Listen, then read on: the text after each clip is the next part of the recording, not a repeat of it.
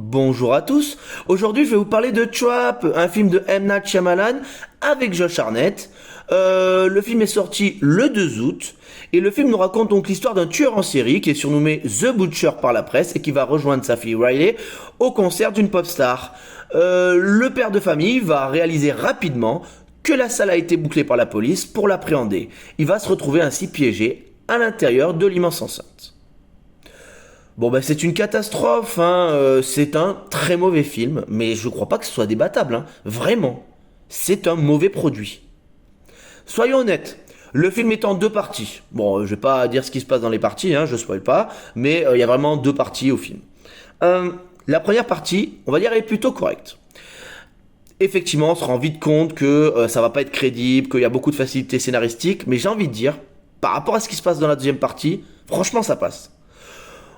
On s'attache au tueur, hein, ce qui est plutôt une bonne chose pour le film, je crois, hein, parce que quand on s'attache au tueur dans un film comme ça, bon bah justement on a de l'empathie. Je crois que c'est vraiment le but du réalisateur.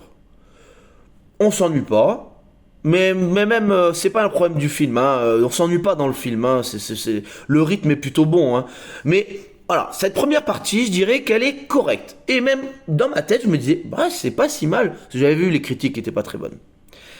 Dans la deuxième partie, là c'est vraiment la catastrophe. Tout est raté. Bon, ce qui est le plus raté dans ce film, c'est quand même le scénario, qui est alors, totalement impossible, qui n'est absolument pas réaliste. Il y a des facilités scénaristiques partout, et ça devient très très très énervant au fur et à mesure que le film se déroule. Moi j'étais vraiment en colère pendant la deuxième partie, je me suis dit mais c'est pas possible, on nous prend pour des idiots. C'est un film qui est bête, qui est très très bête, hein. Il y a la série B, puis là je crois que c'est la série C, hein. C'est alors qu'on dit il faut poser son cerveau, ah ben là faut vraiment poser son cerveau. Il y a rien de crédible, mais ça en est vraiment très très énervant. En plus, il y a un humour qui est présent tout au long du film, moi qui m'a particulièrement agacé. C'est quand même un film avec un tueur en série, on essaie de mettre de la tension. Pourquoi toujours essayer de faire quelque chose de drôle? Alors, il y a de l'humour volontaire, puis il y a de l'humour involontaire, parce que des fois c'est sérieux, mais c'est tellement nul, et il y a tellement un rebondissement qu'on se dit, mais non, mais c'est pas possible que les spectateurs rient, hein. Les spectateurs rient dans la salle. Donc, ce sont les échecs du scénario qui ont fait rire le public. Ce qui montre tellement, le film est raté. Les acteurs. En fait, si je dis dans la première partie, ça va, c'est parce qu'il y a surtout deux acteurs et que du coup, bah, Josh Hartnett, il a pas joué le rôle du, voilà, c'est pas un spoil, on sait direct hein, que Josh Hartnett c'est le tueur, mais du coup, il a pas joué son rôle de tueur dans la première partie, voilà. Donc, ça va à peu près, mais au moment où en fait, voilà, il a les deux rôles, les deux versants de sa personnalité, bah, je trouve qu'il le joue très mal. C'est ultra manichéen, il a ses moments gentils. Et ces moments méchants. Non mais faut arrêter, enfin je veux dire, non c'est pas comme ça, on change pas de tête quand on veut faire... Ça m'a fatigué. Franchement, prestation très très médiocre hein, de Josh Hartnett, mais c'est pas le pire. Franchement. La starlet pop star là. Mais ça, pareil, je n'y crois pas. Alors, non seulement l'écriture de son personnage est catastrophique, parce que, voilà, je vais pas dire ce qui se passe, mais ce qu'ils ont fait de ce personnage m'a absolument pas convaincu. Mais en plus, le jeu d'actrice de cette actrice est catastrophique. Catastrophique. La mère, hein, la femme du tueur. Catastrophique. Alors là, pareil. Écriture du personnage catastrophique. Et pareil, joue très très mal.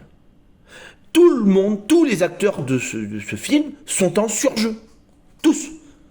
Peut-être que la fille du tueur, peut-être que, ça va encore. Hein, encore, hein, c'est une caricature de l'adolescente américaine. Hein.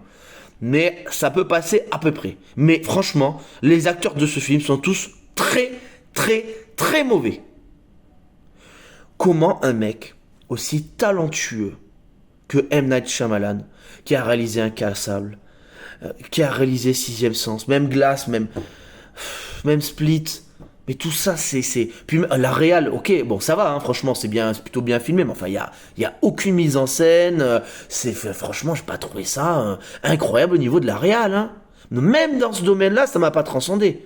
Mais comment on peut passer de films qui ont quand même du sens à des films mais qui pourraient sortir sur Netflix ou quoi, mais qui sont des daubasses absolues. Là, franchement, c'est un ratage complet.